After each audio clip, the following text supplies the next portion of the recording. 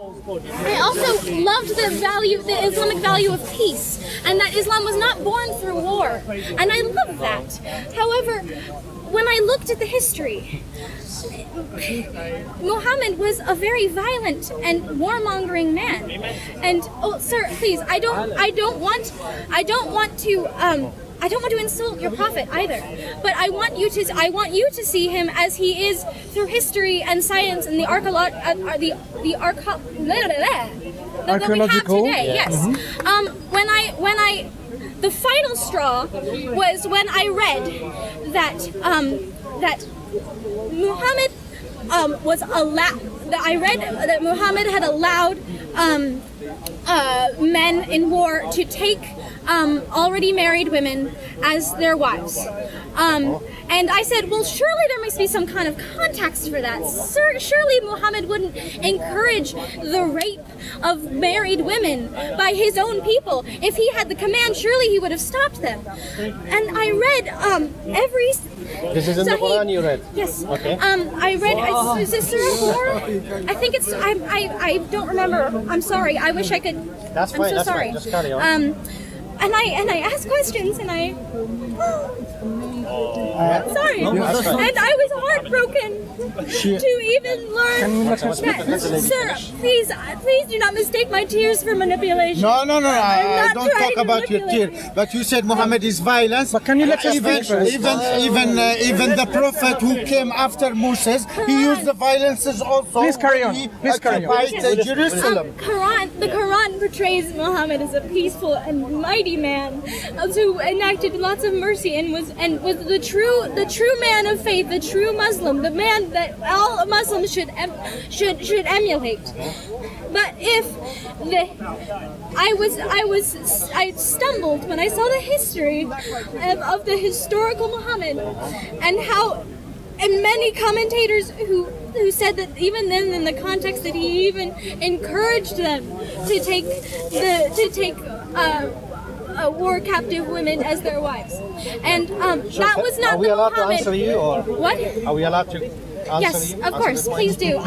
These are questions that led me away from Islam, and I can tell you how I was led to Christianity. But I know that you would have to be convinced away from Islam in order to do that. So yes, please. So what were you before you came to Christianity? Were you another faith before Christianity? No, I was a nihilist, which means that I believe that there was no meaning in this universe, that we are all flesh and brain chemicals, and every thought that we make is just a result of what we ate for dinner. Because if there is no such thing as a world beyond this flesh, then how can I trust anything I think? And then she become Christian. Okay. No, sir. Please do not put words into my mouth. Okay. I misunderstand. Yeah. I was convinced that the world of nihilism explained everything. And however, there were some things that it couldn't explain, like the feeling of love. How could that just be a biological sensation of a sex drive? The feeling of that. The desire that I had for a God, I was convinced by that C.S. Lewis's argument that we come out of the womb desiring food, which must mean that food somehow exists. And if we all desire God, then surely God must exist. I'm not sure what I think of that argument now, but that is what led me to pursue religion. So we go back to the points you brought up. So the flip side of your points is that Jesus is peace, isn't it? So you found peace with Jesus. I found that the Bible, that the Old Testament and New Testament, through history and archaeology, was the most accurate thing that I could say was the Word of God. It was written by 33 different authors who all have this almost from different cultures, from different genders, from different eras of the world, from different nations, from different tribes and tongues and languages, and all of these people had the same experience with this God. And then I read through history the accuracy of the Old Testament and the accuracy of the New Testament, and I discovered the historical method, which is used to test ancient documents and to see if they were truly written by the people people that they were written by, if they are actually the same words that were written back then, if they were written by trustworthy people, who were eyewitnesses, if those eyewitnesses' accounts can be even trusted. And I was convinced that the Bible was the Word of God. So I started reading it, and the worst thing that is in the Bible is that it demands something that no other religion demands. I've found that all religions have, many people I'm sure have told you that all religions are the same, right? Well, yeah, and that's what I believed a lot. And all religions, I think, are the same in that they all have, like, the Quran, the 5 pillars, or like Buddhism with the 8 ways. They all or Judaism, the 10 commandments. They all have a set number of rules that will help you reach heaven, enlightenment, oneness with the universe, whatever. And they all rely on your effort, on your pulling yourself up by your bootstraps and being a good person, changing your life. It is you who changes you, and I believe that is the gospel that I believe everyone in the world believes. However, when I read the Bible, I see that I am incapable of making myself a better person. I am at my core. I feel the spiritual superiority, the pride that I am better than you because I know more, or I feel jealousy for things and I hurt people, and I am messed up. Thank you very much. I appreciate that. And I knew that no matter what, that I would not be able to earn my way to rightness with God. But thankfully, what the Bible preaches is that God does not love you because you're good. Because God loves you, you can be good. And when Jesus saves you and rescues you, you cannot help but love Him and desire And I can tell you, change. sir, I'm also a Christian. I'm a Catholic. I'm not the same denomination as this girl here. Excuse me. And One conversation? Can we have one conversation? Prophet Muhammad, peace be upon him, yeah? I'll come in there. You We'll read come in into Quran that he's a violent guy and this. I didn't read that in the Quran. I read that in history. Let the lady speak. But I agree. In the Quran, he seems like a perfect man. He seems Can I like a address person that that before everyone we would move want to on? be. Yeah. But I found. Well, in Quran, But could you help me because Yes, I yes. examined. Thank you. I mean, you've made a very good case, an emotional case for your... I'm sorry for the emotion. No. An emotional case for your... But I want to hear what the brother have to say, and maybe if you allow me, I just have some points, because you made very interesting points, but let's hear what the brother has to say first. Firstly, when Christians compare Muhammad to Jesus, we have to bear something in mind. You claim Jesus is God. Sir, Right? please don't. I don't No, want to let go me in. make my point, and then you can. So you claim Jesus is God. We don't claim Muhammad is God. Yes. Firstly, you comparing your God to my prophet. No, I'm not. Let me carry on, and then you can rebut. I'm not doing that. Though, Sorry, sir. can I just? I think you misunderstand my argument. What I want to know. Can I carry on, and then Yes. you can? Yeah. So Muhammad, when he came, he was a ruler of his land. Was Jesus a ruler? As part of ruling the land, you have crime and punishment. You have to deal with daily business. He has to decide over judgments that people bring to him. Right. Part of the judgment is also punishment to run the country. So when he decrees something, he decrees according to the Quran, which is also according to your Old Testament. When you said the wives, دورنا الآن يردها إن شاء الله. I see where you're going. sorry, one second. When you said that you're allowed to take the wives of people who died in the battle, it's also in Deuteronomy chapter 22. Exact same Yes, verse. yes, can I chapter 22 verse explain? 10. Yes. Sorry, let me finish. What does the verse say? That if you see a woman and you like her in the war, you take her home, let her mourn for a month. Mourn what? The death of the husband, father, mother, and then you can take her as a wife. So when we say that Muhammad did this, we need to look at your Bible as well. Right? So we need to have the same standard. Although we only claim Muhammad is a human being.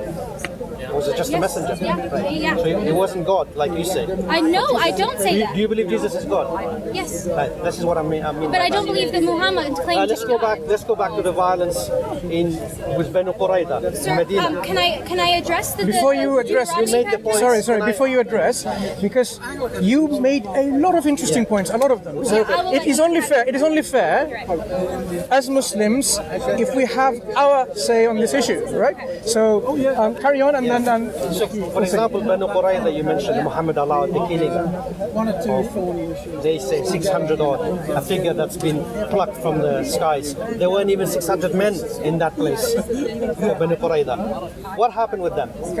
They made a treaty to support the state that Muhammad was running. Imagine the United States, Trump does a treaty with Canada. Oh, man, I'm sorry, yeah. let me make it. Trump makes a treaty with Canada that when England attacks them, Canada will help USA. When England attacked, Canada went with USA.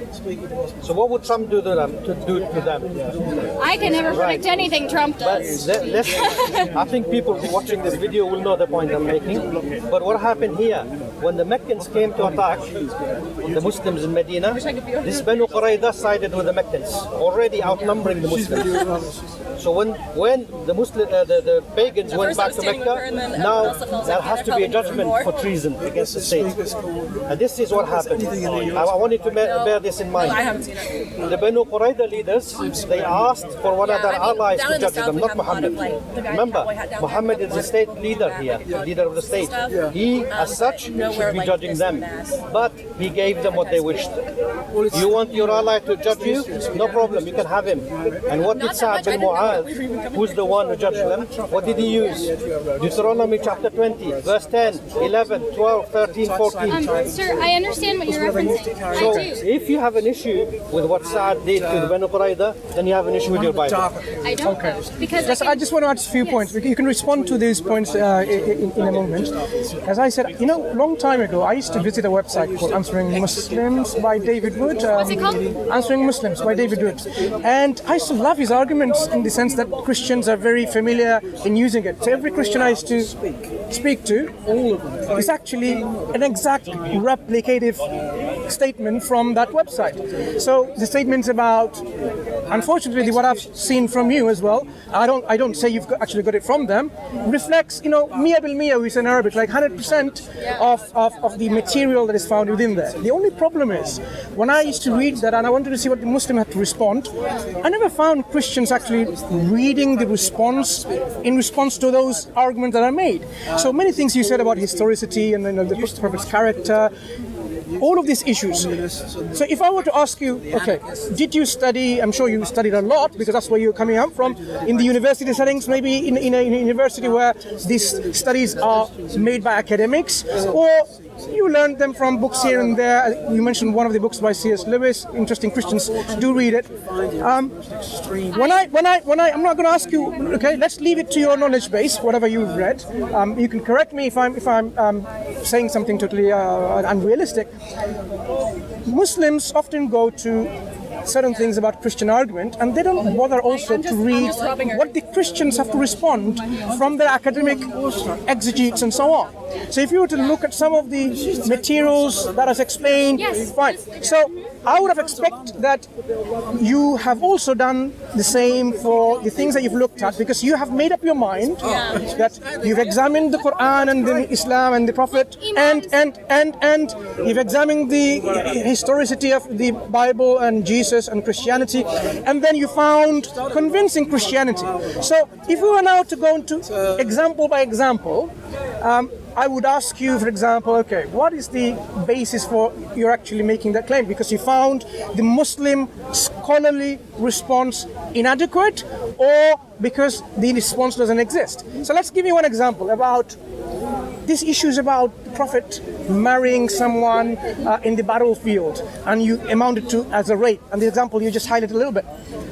Where did you actually study this from, and which scholarly material have you read in response by the Muslims?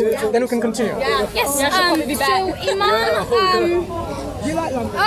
Oh man, I'm sorry. I read it out of a book of a commentary on the Quran written by Imam. I'm sorry.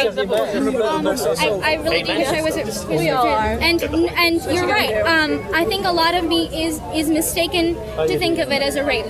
No. But where have you read and the responses by the Muslims? Because most of my research for the for Muslim academic thought comes from books that I've read and imams that I've spoken to. So which particular primary sources have you read? I've studied it. No, which particular books primarily Islamic sources have you read? Commentaries. Like? I don't have them with me. I'm sorry. No, think about something you've read, because if it's something that's convinced you should have read, is it from, for example, Imam Jabir al-Tabari? You know, he's written a Tafsir al-Tabari, but only part of it is translated in English. So unless you have very good knowledge of Arabic language, you don't. Okay, so it couldn't have been from there. Ibn Kathir is available, but he doesn't mention any of these things that you say that it turns out to rape.